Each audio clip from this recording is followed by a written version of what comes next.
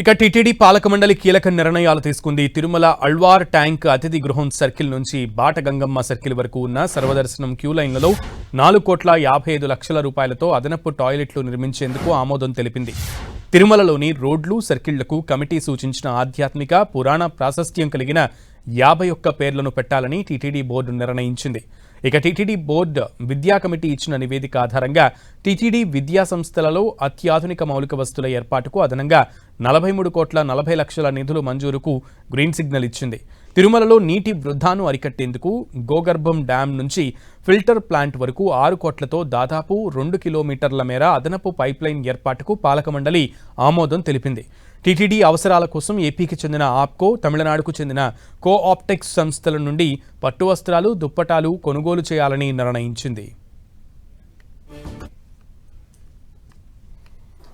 Alwar tank అతిథి గృహం circle నుండి బాటగంగమ్మ సర్కిల్ వరకు ఉన్న సర్వదర్శనం క్యూ లైన్లలో టాయిలెట్స్ చాలా తక్కువ ఉన్నాయి.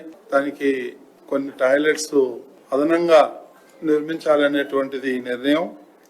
దానికి 4,55,00,000 రూపాయలు ఖర్చు అవుతుందని దానికి ఆమోదం తెలపడం జరిగింది. రెండవది, తిరుమలలోని రోడ్డు సర్కిల్ కు కొన్ని వీధులకు ఒక ఎక్స్పర్ట్ కమిటీని నియమించడం జరిగింది.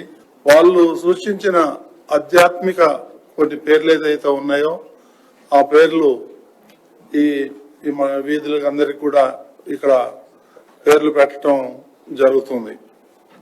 దానికి కూడా బోర్డు ఆమోదం తెలిపింది. టీటీడీ బోర్డు విద్యా కమిటీ ఇచ్చిన నివేదిక మేరకు టీటీడీ విద్యా సంస్థలో అత్యాధునిక మౌలిక వసతుల ఏర్పాటుకు గతంలో మనం 118 కోట్లు శాంక్షన్ చేయడం జరిగింది.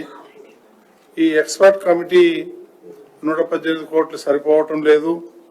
దానికి ఇంకా 43.4 కోట్లు కావాలని అన్నారు. అది కూడా శాంక్షన్ చేయటం జరిగింది. అల్వార్ ట్యాంక్ అతిథి గృహం సర్కిల్ నుండి